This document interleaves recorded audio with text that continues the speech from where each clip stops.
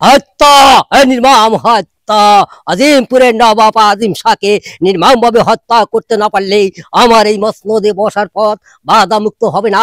আমি চাই আজিমপুরের মসনদ, আর সেই মসনদে বসতে হলেই আজিমপুরের নবাব আজিম শাহকে নির্মম ভাবে হত্যা করতে হবে। ইমরান খাঁ, বলুন জনাব, ভয় পাবে না তো? না, ইমরান খাঁ দুই চারটি খুন করতে ইমরান খাঁর হাত একটু কেঁপে উঠবে না জনাব। খুনই তোমাকে করতে হবে ইমরান খাঁ। খুন, হা খুন। কাকে? নবাব আজিম শাহকে।